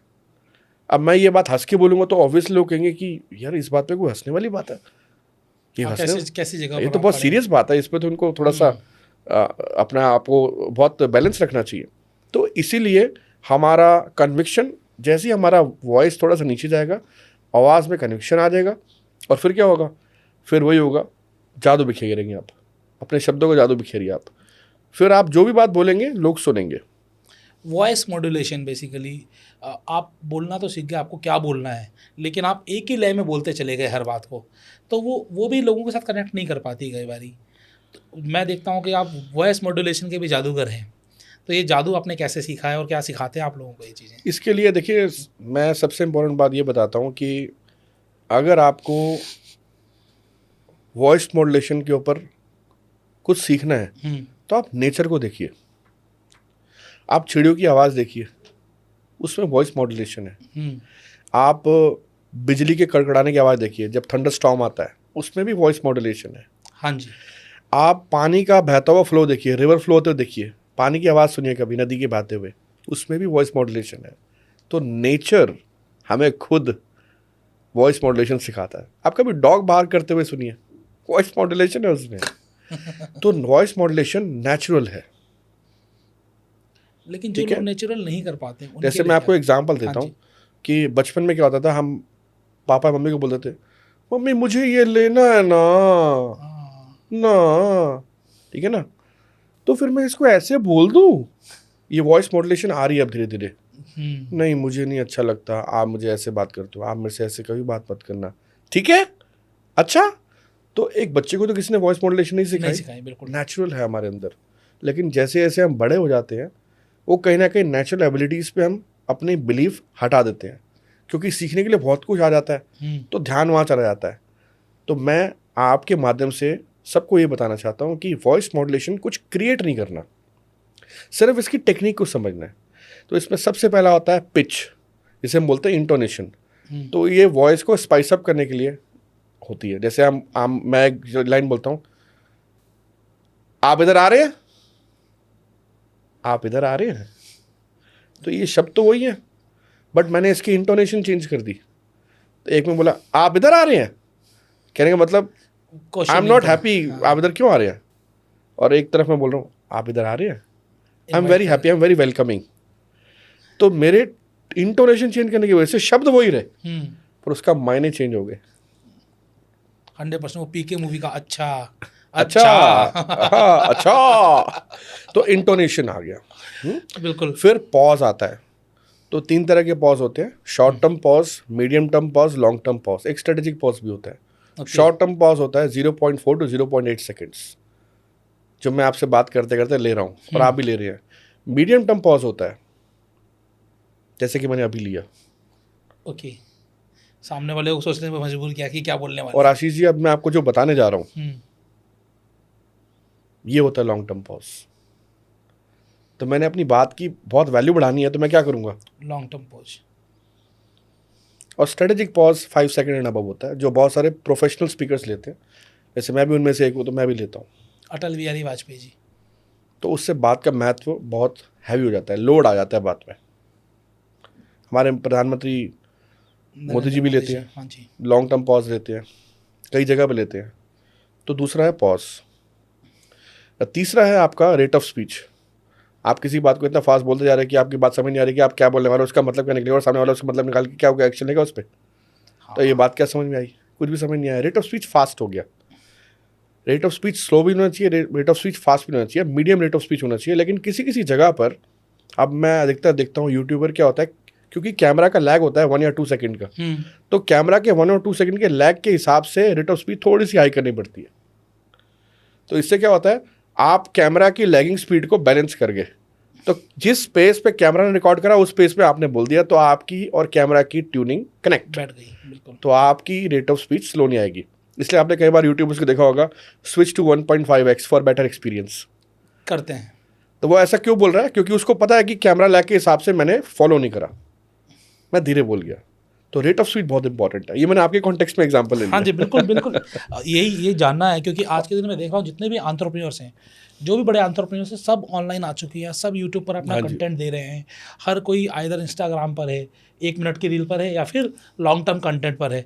तो अगर हमें सोशल मीडिया पर जाना है तो उस समय पब्लिक स्पीकिंग या कम्युनिकेशन स्किल की वैल्यू कितनी हो जाती है? बहुत ज़्यादा हो जाती है। और लास्ट एक पॉइंट और रह गया, स्ट्रेस। हाँ, स्ट्रेस जैसे होता है, मैं आज आपको ये बात बता देता हूँ कि जिस तरह से आप इतने बड़े बड़े लोगों का इंटरव्यू ले रहे हैं, एक दिन आप खुद भी बहुत बड़े हो जाएंगे। तो ये स्ट्रेस लिया मैंने 3 जगह पे। आज बहुत बड़े बड़े हो जाएंगे, तो मैंने उसको बोल्ड में करके बोला एक तरीके से, जैसे हम लिखते में बोल्ड लगा देते करते हैं बिल्कुल, हाँ हैं कि हाईलाइट दिख रहा है, ये ऐसी शब्दों को स्ट्रेस कर दिया। तो ये 4 चीज़ें होती हैं, आपका इंटोनेशन, ठीक है, आपका रेट ऑफ स्पीच, आपके पॉजेज और आपका स्ट्रेस, इसको मिलाकर बनता है वॉइस मॉड्यूलेशन। ये 4 पिलर हैं इसके। और इसको कितना समय लगता है सीखने में? इसको सबसे पहले तो समझना है, फिर इसको धीरे धीरे अपनाना है, फिर ये अपने आप हो जाएगा। क्योंकि जैसे मैंने आपको शुरुआत में बताया, ये नेचुरल एबिलिटी है मेरी, एक ह्यूमन बीइंग की नेचुरल एबिलिटी है, ये नेचर का पार्ट है। और आप आज लगता है मुझे आप बहुत गोल्डन चीज़ें बुलवाएंगे, गोल्डन चीज़ बता देता हूँ एक। हाँ जी प्लीज़। अगर आप नेचर के साथ नेचुरल रहेंगे और खुद ऑथेंटिक रहेंगे, तो आपको वॉइस मॉड्यूलेशन क्रिएट करने की ज़रूरत ही नहीं है, वो अपने आप ही नेचुरल रहेगी, अपने आप अंदर से आएगी। तो आपको कुछ गिमिक करना ही नहीं है। पब्लिक स्पीकर क्या होता है? पब्लिक स्पीकर एक परफॉर्मर होता है, उसे बहुत जगह पे कंटेंट के रीच को, प्रेजेंटेशन को इम्पैक्टफुल करना होता है, इसलिए वो उसकी ट्यूनिंग समझ के क्रिएट कर देता है। जैसे कि एक सिंगर होता है, जब वो वायलिन या गिटार बजा रहा है, तो उसको पता है कि यहाँ पर गिटार तेज बजाऊंगा तो लोग जोश में आ जाएंगे, नहीं नहीं नहीं नहीं नहीं जोश, यस यस यस, जोश में आ गए, क्योंकि उसको पता है कि ही इज़ अ परफॉर्मर। और जैसे ही वो ट्यून को तेज करेगा तो तेज से वो जोश कन्वे कर रहा है। तो ऐसे ही जब आप पब्लिक स्पीकर होते हैं, अगर आप स्ट्रेस दे रहे हैं तो कन्वे क्या कर रहे हैं, ये बहुत इंपॉर्टेंट है, आप नोट कर लो। नोट कर लो बिल्कुल। और आप पॉज ले तो क्या कन्वे कर रहे हैं कि आप जो बात बोल रहे हैं इसका वजन है, इसलिए वजन से ही बोलिए। तो आप जो सटल कम्युनिकेशन कर रहे हैं एज अ पब्लिक स्पीकर, वो वॉइस मॉड्यूलेशन आपको करने पे अलाउ कर देता है, क्योंकि आपने वो चीज़ समझ ली है। ये यूज़ है पब्लिक स्पीकिंग में। मतलब पब्लिक स्पीकिंग बहुत इंपॉर्टेंट है। और इवन दो आज के, जैसे मैंने आपसे सवाल पूछा कि आज के दिन जितने भी बड़े बड़े एंटरप्रेन्योर्स हैं, या ये इवन दो कोई स्टार्टअप भी है, तो वो सोशल मीडिया का सहारा ले रहे हैं अपने आप को फेमस करने के लिए। यूट्यूब पर, इंस्टाग्राम पर, हर जगह वो लोग चाह रहे हैं कि मेरा प्रोडक्ट, मेरा बिजनेस लोगों तक पहुँचे। तो वहाँ पर पब्लिक स्पीकिंग और कम्युनिकेशन स्किल्स का क्या रोल है सर?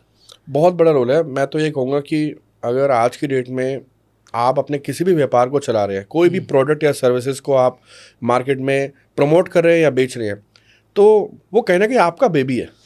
और मेरा ऐसा मानना है कि वो समय चला गया कि आप गद्दी पे बैठते थे, एसी वाले ऑफिस में आते थे, कैबिन में आके बैठते थे, 8 घंटे की ड्यूटी करते थे, चले जाते थे। अब वो ज़माना नहीं है धंधा करने का।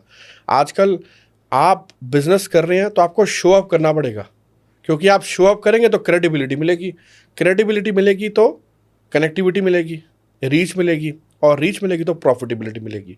तो कहीं ना कहीं आपको शो अप करना पड़ेगा। शो अप करने का सबसे बेहतर तरीका है, आप कुछ शॉर्ट मैसेजेस वीडियो में अगर दे पाएँ, 30 सेकंड की रील, 1 मिनट की रील, शॉर्ट्स हो गए, और उसमें आप अपने तजुर्बे, अपने अनुभव को बता पाएँ अपने प्रोडक्ट और सर्विसेज के माध्यम से, तो मुझे लगता है कि ये बहुत बड़ा एहसान आप खुद पर नहीं कर रहे, लोगों पर कर रहे हैं, क्योंकि लोगों को आप अवेयर कर रहे हैं, नॉलेज शेयर कर रहे हैं। और मुझे एक चीज़ ये बताते हुए गर्व हो रहा है कि आज के समय में आप जितने बड़े बड़े CEOs देखते हैं, आजकल एक ट्रेंड है कॉर्पोरेट में, जो मैं भी सिखाता हूँ। आजकल क्या होता है कि मैसेज डिसमिनेट करना होता है ना, बहुत बड़ी टीम होती है, 5000 लोगों की टीम है। आप चाहते हो कि मेरा वो जो सेल्स फोर्स में लड़का जो 12,000 रुपये की नौकरी पे लगा है अभी, उसको भी ये पता लग जाए कि कंपनी का CEO क्या कर रहा है। तो वो क्या करता है, एक छोटा सा वीडियो मैसेज बनाता है, इसमें अपने इमोशन डाल देता है और वो वीडियो वहाँ तक पहुँच जाता है। बिल्कुल। और उससे क्या होता है, उसे लगता है कि डायरेक्ट CEO कंपनी का मेरे से बात कर रहा है। तो वीडियो की इतनी बड़ी पावर है। तो मैं एक ही चीज़ बोलना चाहूँगा, अगर आप अपनी वीडियो स्किल्स को, कम्युनिकेशन स्किल्स को, पब्लिक स्पीकिंग स्किल्स को बेहतर करना चाहते हैं और चाहते हैं कि आप रेगुलरली प्रोडक्ट सर्विसेज को प्रमोट करें, तो आप एक 21 दिन का चैलेंज ले लीजिए, 21 डेज चैलेंज ले लीजिए। उसमें आप 21 दिन कुछ टॉपिक लिख लीजिए और उस पर वीडियो बनाइए, और वो वीडियो एक डमी वीडियो विंडो पे या अपने किसी फैमिली मेम्बर के साथ या खुद के साथ शेयर कर लीजिए। और पहले दिन का और 21वें दिन का वीडियो आप कंपेयर कीजिए, और करना शिद्दत से। सबसे इंपॉर्टेंट तो शिद्दत ही है। ठीक है, पॉजिटिव इंटेंट होना चाहिए। ठीक है, आपका पॉजिटिव इंटेंट होगा, आप 100% सक्सेसफुल होंगे। ठीक है, और अगर आपको लगता है कि आपको इस कार्य में भी किसी मेंटोर की ज़रूरत है, तो मैं अक्सर ये चीज़ें भी कोचिंग और ट्रेनिंग के माध्यम से सिखाता हूँ लोगों को कि कैसे वीडियो बनानी है। तो इस छोटी सी एक्टिविटी से आशीष जी इतनी बड़ी बड़ी ट्रांसफॉर्मेशन देखी है हमने। मैंने लॉकडाउन में कई हज़ार लोगों को वीडियोस के ऊपर ट्रांसफॉर्म किया, और उससे हुआ क्या, वो इतना ज़्यादा प्रभाव हुआ कि लोगों को लगा कि पब्लिक स्पीकिंग मेरा करियर है। तो बहुत सारे लोगों ने बाद में पब्लिक स्पीकिंग को अपने करियर में ऐड भी करा किसी न किसी तरीके से। तो आज वो जब लोग मिलते हैं, मुलाकात होती हैं, उनसे डिस्कशन होता है, तो वीडियो के ऊपर चर्चा शुरू होती है, तो वो बताते हैं, याद है सर आपने मुझे मेरे वीडियो पे क्या फीडबैक दिया था कि मुझे थोड़ा सा स्लो बोलना चाहिए। सर ये स्लो बोलने की बात ना मुझे आज तक किसी ने बोली नहीं, ये जो आपने बोली ना, इससे मेरे बहुत बड़े काम हो गए। अब वो मुझे बता रहा है, मैं नहीं बता रहा उसको कुछ भी, वो मुझे बता रहा है। बिल्कुल। तो आपको कई बार क्या होता है कि बहुत सारी सक्सेस स्टोरीज मिल जाती हैं। तो यही एक फ़लसफ़ा है। तो सक्सेस यही है कि आप थोड़ा सा वीडियो के आगे कंफर्टेबल हो जाएं, 21 दिन का चैलेंज लें और उसको शिद्दत से करें, और हो सके तो अपनी फैमिली मेम्बर का भी सपोर्ट ले लें। तो आप होगा क्या, धीरे धीरे आप कैमरा स्किल्स में इंप्रूव हो जाएंगे, कम्युनिकेशन स्किल्स में इंप्रूव हो जाएंगे, आर्टिकुलेशन में इंप्रूव हो जाएंगे, वॉइस में इंप्रूव हो जाएंगे, सॉफ्ट स्किल बेटर हो जाएंगे, स्टोरी टेलिंग अच्छी हो जाएगी, और क्या होगा, आप एक अच्छे पब्लिक स्पीकर बन जाएंगे। और क्या आपने कुछ पैसा लागत लगाई? कुछ नहीं, बिल्कुल भी नहीं लगाई। लाखों रुपए ज्ञान मिल गया यहाँ पर बैठे बैठे, देख लो, सिर्फ इस पॉडकास्ट में। ये कहीं नहीं मिलने वाला अदरवाइज।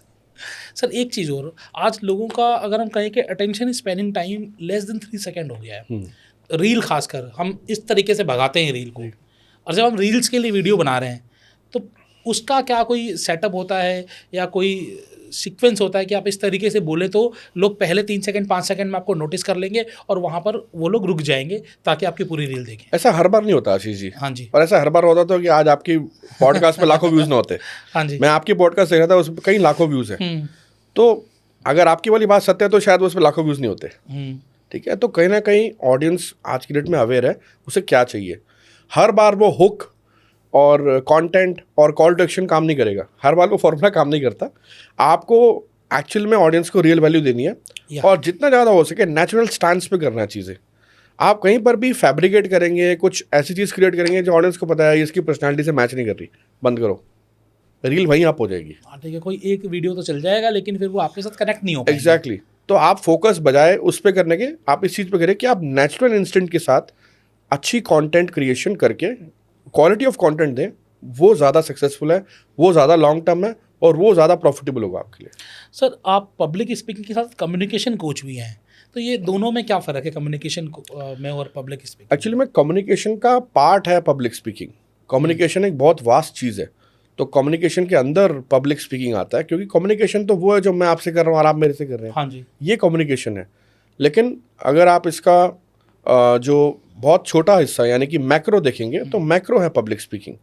तो ऐसे बहुत सारे अलग अलग हिस्से हैं। असर्टिव कम्युनिकेशन है, लीडरशिप कम्युनिकेशन है, मोटिवेशनल स्पीकिंग है, ये सब छोटे छोटे हिस्से हैं। तो पब्लिक स्पीकिंग उसका हिस्सा है एक छोटा सा। क्योंकि पब्लिक स्पीकिंग का मतलब है आप 1 to many, आप एक से ज़्यादा व्यक्ति से बात कर रहे हैं और उन लोगों से बात कर रहे हैं जो आपको नहीं जानते, वो are strangers. That is public speaking. Communication आप किसी से भी कर सकते हैं, 1 to 1 भी कर सकते हैं, 1 to many भी कर सकते हैं, लेकिन कम्युनिकेशन के बहुत सारे हिस्से और भी हैं। सर आज आप बहुत सारे CEOs को ट्रेन कर रहे हैं, बहुत सारे एंटरप्रेन्योर्स से आप कनेक्टेड हैं।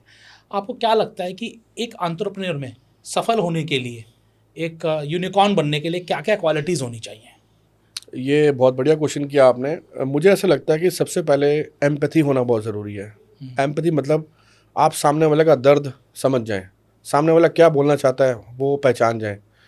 और एम्पैथी एक बहुत ही इंपॉर्टेंट स्किल है जो आपको डायरेक्टली कंपैशन के साथ कनेक्ट करती है, यानी कि आपके अंदर दया भावना होती है, और दया से बड़ा कोई धर्म नहीं है आशीष जी।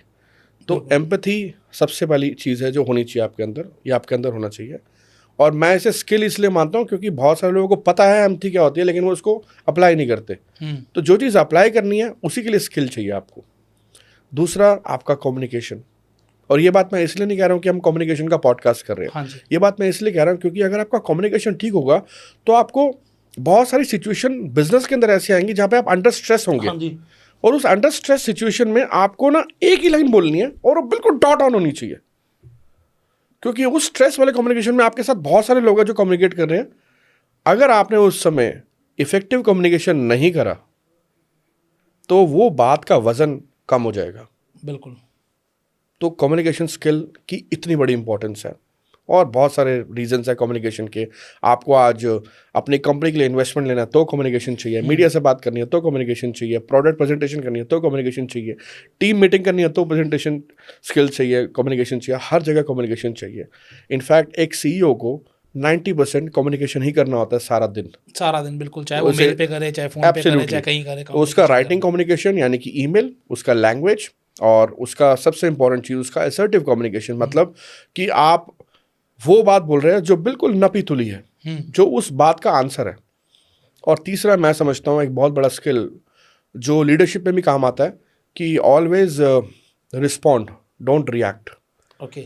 और बहुत सारे लोग ये बात समझते तो है लेकिन वो रिएक्ट कर जाते हैं। तो रिएक्ट और रिस्पॉन्ड में फ़र्क क्या है वो बता देता हूँ। जैसे आप किसी चीज़ का रिएक्ट करेंगे तो जो आपका कंटेंट ना वो सीधा यहाँ पे आएगा। ओके। वो रिएक्ट सीधा मुंह से निकल जाएगा जो आपने स्पर ऑफ द मोमेंट में बोल दिया।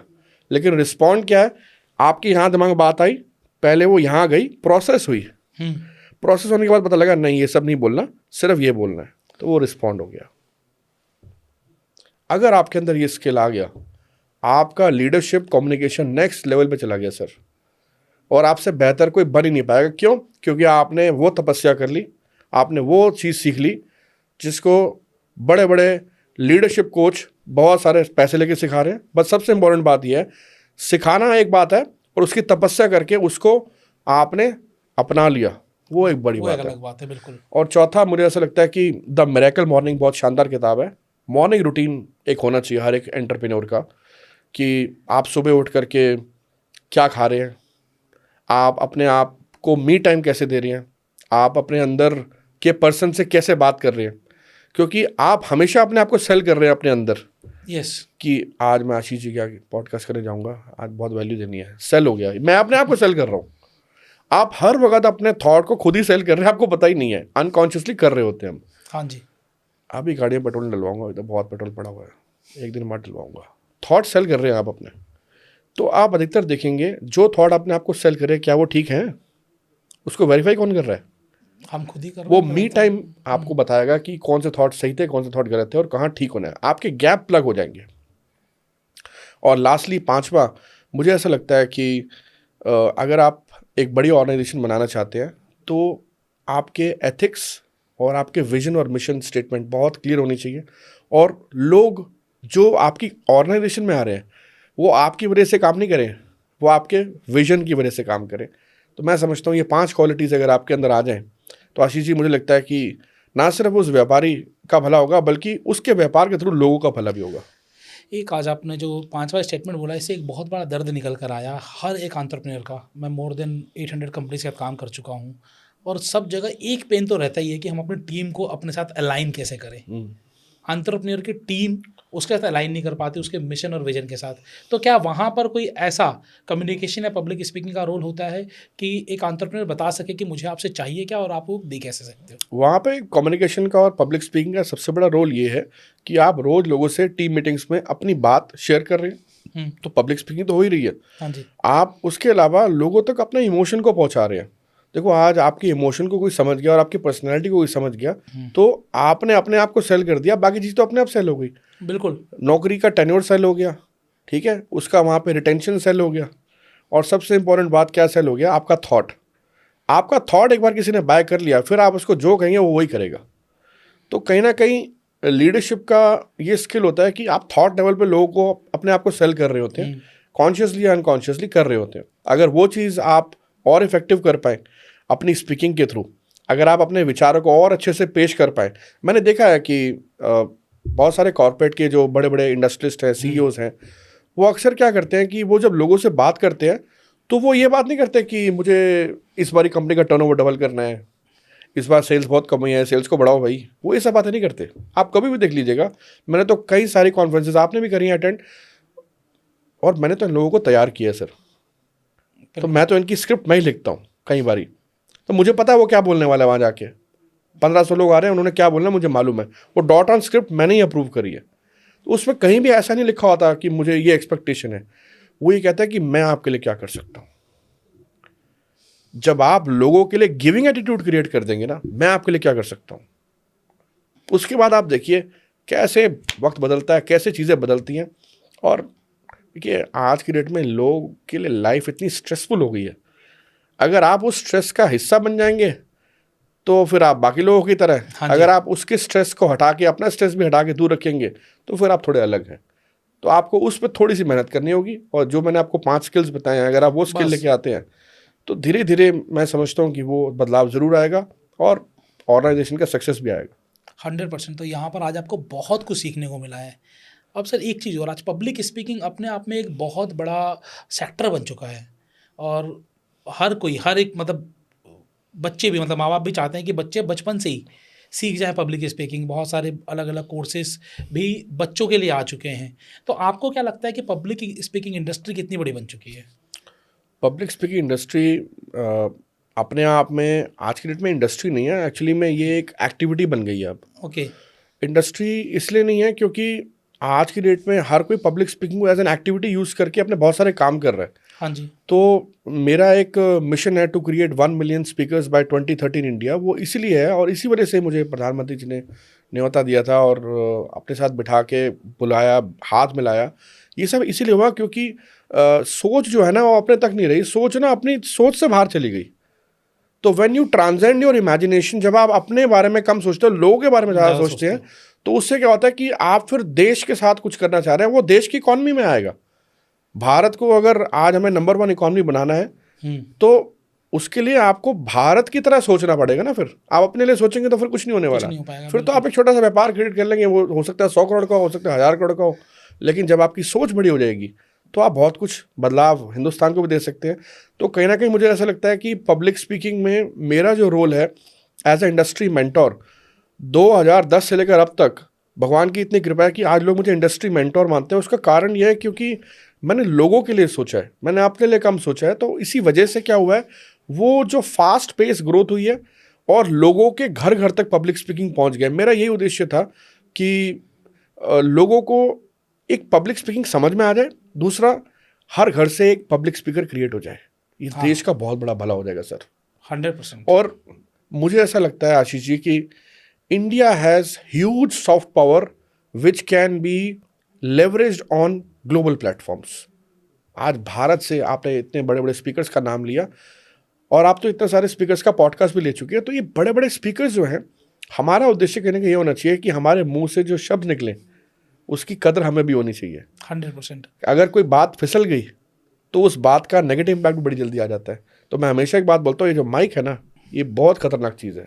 जी सर, यहाँ पर हम कोई एग्जांपल नहीं लेना चाहेंगे, लेकिन ये बात ज़रूर है कि हमने अगर कोई शब्द गलत कह दिया तो उसका इमोशन, हम इंडिया के लोग जो है ना इमोशनल बहुत हैं, और जब हम किसी की पूजा करते हैं या इज्जत करते हैं, रिस्पेक्ट करते हैं, तो हम उनसे तो ये एक्सपेक्ट करते हैं कि वो हमेशा अच्छी ही बातें करेगा। एब्सोल्युटली। और आपको ये बहुत माइंडफुल होना पड़ता है कि कई बार क्या है, मैंने देखा बहुत लोग वल्नरेबल हो जाते हैं। तो बात कहीं की होती है, वहीं वो कहते हैं ना, कहीं की ईंट और कहीं का रोड़ा, भानुमति से कुंभा जोड़ा। मतलब बात कहीं और की है और कहीं और कर रहा है, तो लोग सोचते हैं अरे बोलने तो कुछ और बोलने आता है, बोल कुछ और रहे हैं। तो ऐसा इसलिए होता है क्योंकि लोगों को ये चैनलाइजेशन नहीं होता कि मुझे उस वक्त उस मोमेंट पे क्या बोलना है। तो अगेन ये भी एक बहुत इंपॉर्टेंट पब्लिक स्पीकिंग स्किल है कि आपको उस मोमेंट में क्या बोलना है। सर आज हम फ्रेंचाइजी बताओ पर हैं, और फ्रेंचाइजी बताओ पर लोग अक्सर इसलिए भी आते हैं कि उन्हें कोई नया बिजनेस अपॉर्चुनिटी मिल जाए। तो क्या कोई as a public speaker business भी कर सकता है? क्या वो अपने लिए एक इनकम अपॉर्चुनिटी सीख कर सकता है? बिल्कुल कर सकता है। इनफैक्ट अगर आपको लगता है कि आप एजुकेशन फील्ड से हैं और आप स्किल एजुकेशन को प्रमोट करना चाहते हैं, तो पब्लिक स्पीकिंग नंबर 1 स्किल, आप गूगल पर सर्च मारेंगे number 1 skill in the world या इन इंडिया, तो गूगल कहीं ना कहीं वो अपनी सर्च में दिखा देता है पब्लिक स्पीकिंग को। ओके। कभी कभी नंबर 1 पे दिखाएगा, कभी नंबर 3 पे दिखाएगा, कभी नंबर 4 पे दिखाएगा, टॉप 10 में है, और टॉप 10 में है। और अगर पब्लिक स्पीकिंग स्किल सीख लेते हैं, तो मैंने अपनी एक TEDx टॉक दी थी, उसमें मैंने बताया था कि पब्लिक स्पीकिंग स्किल सीखने से वो 13 स्किल आप ऑटोमेटिकली सीख लेते हैं। क्या है वो? और वो 13 स्किल्स में कुछ जो आते हैं हाँ, याद है बिल्कुल, बता देता हूँ। सबसे पहले लीडरशिप सीख जाते हैं, टाइम मैनेजमेंट सीख जाते हैं, असर्टिव कम्युनिकेशन सीख जाते हैं, पर्सनालिटी डेवलपमेंट सीख जाते हैं, और कॉन्फ्लिक्ट अवेयरनेस सीख जाते हैं, क्रिटिकल थिंकिंग सीख जाते हैं। तो ऐसे कई सारे स्किल है जो आप अपने आप सीख जाते हैं सिर्फ पब्लिक स्पीकिंग सीखने से। तो अगर आप अलग अलग स्किल सीखना चाहते हैं, एक स्किल सीखना चाहते हैं, चॉइस आपकी, फैसला आपका। हम तो ये कहते हैं पब्लिक स्पीकिंग सीख लो, बाकी सब कुछ सीख जाओगे। और जहाँ तक बात रही लोगों को व्यापार शुरू करने की, कोई भी व्यक्ति अगर इच्छुक है कि लोगों को सिखा सकता है और लोगों को ट्रेन कर सकता है, तो हम अपने इंस्टीट्यूट में, इंस्टीट्यूट ऑफ प्रोफेशनल स्पीकिंग में, पब्लिक स्पीकिंग ट्रेनर कोर्स भी करवाते हैं। तो उससे क्या होता है कि लोग सर्टिफाई हो जाते हैं और रिकॉग्नाइज हो जाते हैं। उसके बाद उनको स्ट्रक्चर पता होता है कि मुझे अपना काम कैसे करना है, तो वो अपना काम कर सकते हैं, इनकम अपॉर्चुनिटी क्रिएट कर सकते हैं। तो ये जिम्मेवारी वाले काम है आशीष जी। तो हमेशा मैं एक चीज़ सिखाता हूँ कि जो जिम्मेवारी लिए कंधों पे, तो फिर वो जिम्मेवारी के साथ करना ज़रूरी है। ये आपका उद्देश्य ये होना चाहिए कि मैं लोगों की जेब से पैसे कैसे मुठूँ, ये होना चाहिए कि मैं लोगों को वैल्यू कैसे क्रिएट करूँ। अगर लोगों के लिए आप वैल्यू क्रिएट कर सकते हैं, लोगों को ट्रांसफॉर्म करने में उनकी मदद कर सकते हैं, और आपको लगता है कि you are people friendly, you are made for people, आप पीपल मैन है, तो ये करियर आपके लिए बहुत लाभदायक है। और अंत में आपके एक बात और बोलना चाहता हूँ कि बहुत सारे फ्रेंचाइज के CEO जो आपके साथ जुड़े हुए हैं, उन्हें भी ऐसा लगता है कि वो अपने ब्रांड को स्केल अप करना चाहते हैं कहीं ना कहीं। तो सिर्फ पब्लिक स्पीकिंग के अलावा नहीं, कम्युनिकेशन भी और ग्रूमिंग बहुत इंपॉर्टेंट है। मैं आज की डेट में जब किसी CEO को ट्रेन करता हूँ तो उसकी कनेक्टिविटी पब्लिक स्पीकिंग से शुरुआत होती है, लेकिन बहुत सारी चीज़ें निकल के आती है, जिसमें कि उनको कपड़े कैसे पहनने हैं, उनको अपनी ऐनक कैसे लगानी है, हेयर स्टाइल कैसे मेंटेन करना है, उनको यहाँ तक अपने शूज़ कौन से ब्रांड के पहनने हैं। तो हर चीज़ का महत्व है, इंपॉर्टेंस है। ओवरऑल ग्रूमिंग जब हम किसी की करते हैं, चाहे वो किसी से हाथ मिलाना हो, या किसी की बात पे स्माइल देना हो, या फिर किसी की बात पे ऐसे हेड बो करना हो, एक्नॉलेज करना हो, हर चीज़ का अपना इंपॉर्टेंस है। तो ओवरऑल पर्सनैलिटी ग्रूम किसी की करनी है, तो उसके लिए भी आप ऑथर शरीर से कांटेक्ट कर सकते हो। और मुझे ऐसा लगता है कि मैं कहीं ना कहीं ये काम इसलिए भी करने में सक्षम हुआ हूँ क्योंकि मैं लोगों को बहुत जल्दी समझ जाता हूँ उनके साथ बैठ करके। वो मुझे हेल्प करता है, क्योंकि एज ए सेड, हम जिस बिजनेस में हैं, इट इज़ पीपल्स बिजनेस। आप लोगों को समझ जाइए, पब्लिक स्पीकिंग बहुत जल्दी सीख जाएंगे। बिल्कुल सर, मैं आपके बारे में एक छोटा सा वाकया बताना चाहूँगा। मैं आपको जानता भी नहीं था। एक बार मुझे कॉल आता है किसी थर्ड पर्सन का, उसे मेरी कोई सर्विस चाहिए थी। तो मैंने कहा सर आपको मेरा नंबर कहाँ से मिला? तो उन्होंने बताया कि ऑथर शेरी ने नंबर दिया है। तो मैं उस समय तक आपको जानता नहीं था। तो मैंने कहा वेरी गुड। फिर पर मैं आपको जानता था। तो फिर मैंने सर्च किया और लाइन से आपके बहुत सारे पोस्ट, बहुत सारे अलग अलग न्यूज़पेपर के post, news articles, then I come to know, और उस दिन से हम बहुत अच्छे मित्र हैं। तो आपका जो गिविंग नेचर है ना, मुझे लगता है कि ये किसी भी इंसान को टॉप पर ले जाने में उसकी मदद करता है। बिल्कुल। सो वो चीज़ मैंने आपसे भी सीखी है कि लोगों को देना सीखो। आप उनसे कनेक्टेड हो या नहीं हो, आप किसी को कुछ देकर उससे कनेक्ट बड़े आसानी से कर सकते हो। ट्रू। तो हमेशा आप कुछ ना कुछ सीखते हो और आप बहुत कुछ सिखाते हैं लोगों को। एक चीज़ सर मैं आपसे और सीखना चाहूँगा, जहाँ पर मैं अभी भी लैक कर रहा हूँ, वो है टाइम मैनेजमेंट। अच्छा। मैं आपको देखता हूँ कि आप बड़े बड़े CXO लेवल के लोगों के साथ है, CEO लेवल के लोगों के साथ है, बहुत सारे आपके खुद के इवेंट्स होते हैं, और उसके बावजूद भी आप बहुत सारे इवेंट्स में हर जगह मौजूद रहते हैं। तो आप इस टाइम को पूरा मैनेज कैसे करते हैं? एक्चुअली आशीष जी, इसमें ना बहुत इंपॉर्टेंट चीज़ है जो कई बार अनसेड भी हो जाती है। हाँ जी। वो है पैशन। आपका पैशन आपसे बहुत कुछ करवाता है, और आपका जो पैशन होता है ना, वो आपको 14 की जगह 16 घंटे भी काम कराएगा, पर आपका शरीर थका महसूस नहीं करेगा। बिल्कुल। और आपका पैशन जो है ना, वो आपको ड्राइव करेगा बहुत सारी चीज़ें करने के लिए। तो कहीं ना कहीं मुझे ऐसा लगता है टाइम मैनेजमेंट से ठीक पहले आपका पैशन बहुत ज़रूरी है किसी भी चीज़ को करने के लिए। और दूसरा फिर आ जाता है आपकी प्रायोरिटीज़ क्या है। तो ऐसा नहीं है कि मैं हर एक इवेंट में जाता हूँ, ऑफ कोर्स एक सिलेक्शन होता है। ऑफ कोर्स मेरे साथ भी मेरी पार्टनर है, उसमें बेटर ऑफ वो भी जाती है कहीं पे। और कभी कभी क्या होता है कि I have one more person in the team, वो भी साइलेंटली कहीं चला जाता है मेरे बिहाफ पे। तो ऐसा भी होता है, लेकिन एट द सेम टाइम हम ये इंश्योर करते हैं कि कुछ भी अनअटेंडेड ना जाए।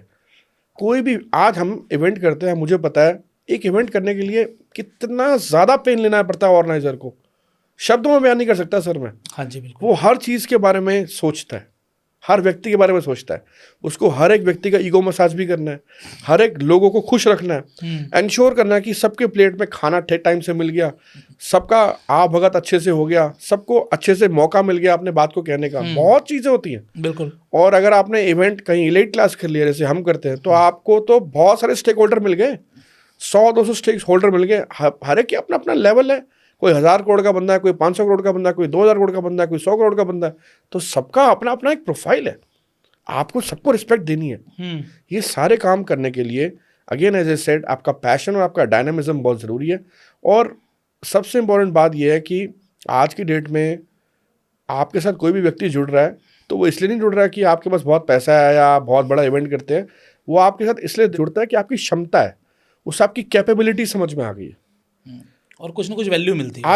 आज आपने जैसे बात बोली कि आपने मुझे रेफर करा, मैंने आपको रेफर इसलिए नहीं करा कि आप कोई बहुत बड़ा चेन ला देंगे, वो तो खैर आपके काम का हिस्सा है, वो तो आप लाएंगे। लेकिन मैंने आपको इसलिए रेफर करा क्योंकि मुझे आपकी कैपेबिलिटी समझ में आ गई और मैं गलत नहीं था। Thank you. मैं उस वक्त आपको बिल्कुल सही पहचाना, कैपेबिलिटी थी आपके अंदर, और वो कैपेबिलिटी की वजह से आज आप खुद भी ब्रांड बने। फ्रेंचाइज बताओ, आपने ब्रांड बना दिया, आज वही ब्रांड लोगों की सेवा कर रहा है। नहीं सर, देखिए आप जौहरी हैं और आप पहचान लेते हैं, हम इस बात की कदर करेंगे। अब हम और ज़्यादा समय नहीं लेंगे, बहुत कुछ सीखने के लिए। आज आपको कितना मिला आप मुझे ज़रूर बताइएगा। और आपके मन में कोई सवाल है, पब्लिक स्पीकिंग, कम्युनिकेशन, ग्रूमिंग, अगर आप अपनी टीम से सही तरीके से कनेक्ट नहीं कर पा रहे, कोई भी आपके सवाल हैं, आप मुझे कमेंट्स बॉक्स में कमेंट करके ज़रूर बताइएगा। और आप कोई वाक़या शेयर करना चाह रहे हैं तो वो भी कर सकते हैं।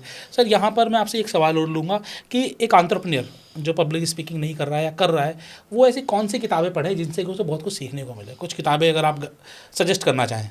आई थिंक आज की डेट में जो बहुत डिमांडिंग सब्जेक्ट है लोगों को समझने वाला, क्योंकि हमारा टॉपिक भी कुछ ऐसा ही है, पब्लिक स्पीकिंग मतलब लोगों के सामने बोलना। हाँ जी। तो आप जब वक्ता बनते हैं तो आपको एक तो इमोशनल इंटेलिजेंस की अवेयरनेस होनी चाहिए। तो डैनियल कोलमैन की कुछ किताबें हैं वो आप जरूर पढ़ें। हालांकि वो इस दुनिया में नहीं रहे, लेकिन उनकी जो लिखी हुई किताब है उसका बहुत बड़ा प्रभाव है।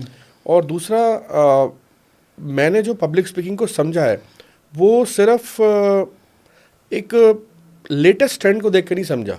लेटेस्ट ट्रेंड बहुत सारे हैं, अभी तो मुझे लगता है कि हमें उस ट्रेंड के लिए भी एक पॉडकास्ट करनी चाहिए, क्योंकि वो टॉपिक अपने आप में बहुत बड़ा है और बहुत गहरा है, और उसके बारे में बहुत कुछ है बताने के लिए आशीष जी। तो शायद आज हमारे पास समय की कमी भी है, लेकिन मैं ये बोलना चाहता हूँ कि यूट्यूब के ऊपर बहुत सारे वीडियो ऐसे पड़े हुए हैं जो आपको ओल्ड सेमिनार के हैं। तो ओल्ड सेमिनार में बहुत बड़ा ज्ञान है, गोल्ड है उसमें। तो अगर आप वाकई में पब्लिक स्पीकिंग एस्पिरेंट हैं, किताब पढ़ने का शौक भी रखते हैं और उसके साथ साथ कुछ देखने का शौक भी रखते हैं, तो ओल्ड सेमिनार से वो वैल्यू लीजिए।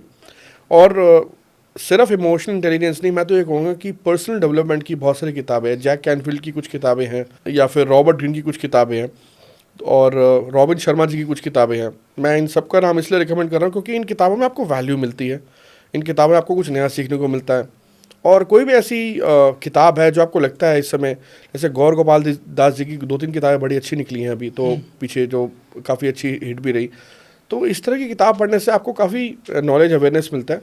बाकी रीडिंग का आपने टॉपिक लिया तो मैं ज़रूर बताना चाहूँगा, रीडिंग की 2-3 चीज़ें बताना चाहूँगा मैं। Please sir, please. क्योंकि किताबें क्या है, लोग किताब खरीद के ना बुक में शेल्फ में लगा लेते हैं, पढ़ता कोई भी नहीं। आजकल मैंने ये भी ट्रेंड देखा है कि किताब खरीद रहा है पर उससे पूछो किताब कैसी लगी, उसने कहा अभी तक पढ़ी नहीं, टाइम नहीं मिला जी। टाइम नहीं मिला। ठीक है, तो किताब पढ़ने का टाइम कैसे निकालना है, क्योंकि आपने बड़ी अच्छी बात बोली कि जो ऑडियंस का अटेंशन स्पैन है वो 3 सेकंड का है। अब वो 3 सेकंड के अटेंशन स्पैन में किताब कैसे पढ़ेगा, जिसको पढ़ने के लिए कम से कम 3 या 4 घंटे चाहिए, उससे भी ज़्यादा समय चाहिए। तो उसका सबसे अच्छा तरीका ये है कि एक किताब आई थी जेम्स क्लियर की, एटॉमिक हैबिट्स। तो एटॉमिक हैबिट्स का एक ही उद्देश्य था कि आप पहले किसी भी चीज़ को हैबिट लूप में लाना चाहते हो तो उसको छोटा छोटा, the power of habit, Charles duck की किताब है, बड़ी शानदार किताब है। ये किताबें जरूर पढ़े कोई भी, अगर आप हमें सुन रहे हैं तो उसमें एटॉमिक हैबिट्स के ऊपर फोकस है। तो आप पहले 5 पन्ने पढ़िए, 5 पन्ने पढ़ के किताब बंद कर दीजिए। एक तो आप ये इस पैटर्न को फॉलो कर सकते हैं। सेकंड पैटर्न ये है कि आपने किताब पढ़ते रहना, जैसे कुछ नया सीखा उसी वक्त किताब बंद कर दीजिए। एक तो सेकंड पैटर्न ये है। ओके, ठीक है। और तीसरा पैटर्न ये है कि आपने जैसी कोई चीज़ पढ़ी जिसमें आपको लगता है कि ये चीज़ मेरे साथ रिलेट कर रही है, उसी वक्त किताब बंद कर दीजिए। इन तीनों पैटर्न में ना आपका इंटरेस्ट रहेगा दोबारा किताब खोलने का। सिर्फ इतना करने से आपकी रीडिंग हैबिट इंप्रूव हो जाएगी। ये एटॉमिक हैबिट है, और ये छोटी सी हैबिट लूप अगर आप चेंज करेंगे अपने अंदर, रीडिंग आपके अंदर आ जाएगा। और रीडिंग सिर्फ आपको हार्ड कॉपी नहीं चाहिए, आपको आप ई बुक्स पढ़िए, आप किंडल पे पढ़िए किताबें। हाँ जी। और हो सके तो आप ब्लॉग पढ़िए, विकीपीडिया पे बहुत इन्फॉर्मेशन है, इन्फॉर्मेशन पढ़िए। क्योंकि रीडिंग का कोई स्पेसिफिक सोर्स नहीं है कि सिर्फ किताब से ही पढ़ना है, रीडिंग कहीं से भी हो सकती है। तो मुझे ऐसा लगता है कि ये चीज़ें अगर आपके व्यूअर्स भी फॉलो करेंगे उन्हें बहुत फ़ायदा मिलेगा, और हमारे इस पॉडकास्ट के माध्यम से उन्हें ये भी सीखने को मिलेगा कि सिर्फ किताब लेकर रखना ही नहीं है, उसे पढ़ना भी है और उसको अपनी ज़िंदगी में भी अप्लाई करना है। बहुत बढ़िया सर। कोई ऐसी 2-3-4 चीज़ें आप बताना चाहें जो एंटरप्रेन्योर्स आज से ही अपना लें और उनकी पर्सनैलिटी में नेक्स्ट लेवल का चेंज आ जाए? आप जिस भी सेमिनार, वर्कशॉप, कॉन्फ्रेंस में जाएं, अगर आप पब्लिक स्पीकर नहीं है और पब्लिक स्पीकर बनना चाहते हैं कि मुझे भी लोग ऐसे सुने जैसे कि आज मैंने सुन रहा हूँ, हो सके तो ऑडियंस में अगर सवाल पूछा जाए तो सबसे पहले हाथ आप ही खड़ा करें। जवाब आप चाहे गलत दे दीजिए, लेकिन आपके पास एक चीज़ आ गई जो बहुत लोगों के पास नहीं है, वो है आत्मविश्वास, कॉन्फिडेंस। अगर आपको वो हाथ खड़ा करके बोलने का कॉन्फिडेंस आ गया ना, तो वो दिन दूर नहीं है कि एक दिन वो स्टेज पर जब आप जाएंगे तो लोग आपको सुनेंगे। बिल्कुल, तो ये काम जरूर करना है, आप आगे बढ़ेंगे तभी आपको कुछ मिलेगा। तो दोस्तों आज हमारे साथ थे ऑथर सेरी जी, जिन्होंने 1 लाख से ज़्यादा पब्लिक स्पीकर्स बनाए हैं, ना कि सिर्फ इंडिया में बल्कि 23+ कंट्रीज़ में। और साथ ही साथ इनका मिशन है 2030 तक 1 मिलियन पब्लिक स्पीकर बनाना, और पब्लिक स्पीकिंग यूनिवर्सिटी भी आप चलाते हैं शायद। जी, कम्युनिटी है हमारी, आपकी कम्युनिटी है हाँ, पब्लिक, और इसको हमने पब्लिक स्पीकिंग यूनिवर्सिटी को हमने ट्रेडमार्क भी कर रखा है, क्योंकि मैं जब अभी करीबन 2 साल पहले यूजीसी के चेयरमैन साहब से मिला था, तो मैंने उन्हें आइडिया प्रपोज किया था उनके ऑफिस में बैठ के उनसे बात करते हुए कि ये पब्लिक स्पीकिंग यूनिवर्सिटी की ज़रूरत हिंदुस्तान को है। क्योंकि मुझे ऐसा लगा कि आज मैं अपनी बात नहीं कह पाया ना, तो मैं कभी नहीं कह पाऊँगा। ठीक बात है, ठीक है ना।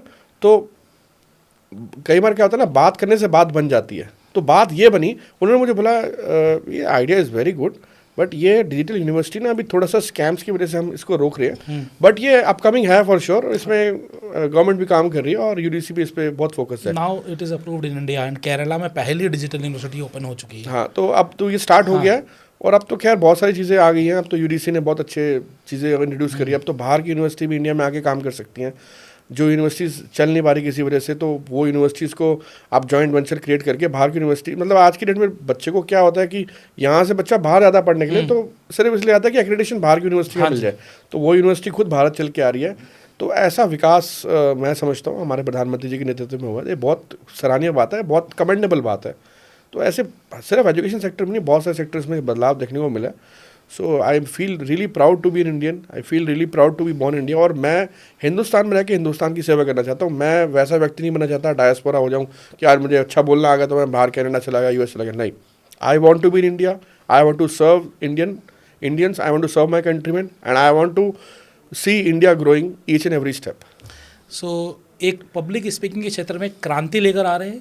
आपके जीवन में अगर कहीं पर भी लग रहा है कि आप पब्लिक स्पीकिंग में, कम्युनिकेशन में लैक कर रहे हैं, तो आप गूगल पर सर्च कर लीजिए ऑथर सेरी and you will find each and everything about him. आप इनसे कनेक्ट भी कर सकते हैं, और अगर आपने अभी तक इनको फॉलो नहीं किया फेसबुक, इंस्टाग्राम पर, तो फॉलो जरूर कर लीजिए। बहुत कुछ आपको वहाँ पर फ्री कंटेंट भी मिल जाएगा सीखने के लिए। सीखने के लिए कोई इंतहा नहीं होती है, आप जितना चाहे उतना सीख सकते हैं। और यकीनन मैं अपनी लाइफ में मानता हूँ कि इस सिर्फ और सिर्फ बोलने की वजह से मैंने बहुत कुछ हासिल किया है। बहुत बढ़िया, और आप तो सर सिखा रहे हैं, बहुत बढ़िया। तो Ashish ji, hats off to you, sir। मैं आपके लिए भी बोलना चाहूँगा कुछ कि आज आपने जिस तरह के सवाल पूछे हैं, तो मैं समझता हूँ कि जो चीज़ आप मेरे से निकाल पाए उससे लोगों को भी फ़ायदा होगा। तो मैं आपका बड़ा थैंक्स करता हूँ कि इस पॉडकास्ट को आपने लोगों के जो प्रॉब्लम एरियाज़ थे उसको आपने मेरे से पूछा, और आई एम श्योर कि जब कोई पॉडकास्ट देखेगा तो उसको वो वैल्यू मिलेगी और उसको वो अपना टाइम स्पेंड किया हुआ सक्सेसफुल लगेगा। तो अब मैं आपका बहुत थैंक्स करना चाहता हूँ कि आपने इतने अच्छे क्वेश्चंस मेरे से पूछे कि वो कई बार क्या होता है ना, क्वेश्चन से अच्छे हो तो फिर आंसर वैसे नहीं आते, तो आपके क्वेश्चन ही इतने अच्छे थे तो आंसर भी वैसे ही आए। तो मैं समझता हूँ कि वही बहुत इंपॉर्टेंट है। सर बहुत वैल्यू मिली है, मुझे बहुत कुछ सीखने को मिला है। बाकी आप सब लोग बताइएगा कमेंट करके कि आपको क्या सीखने को मिला है।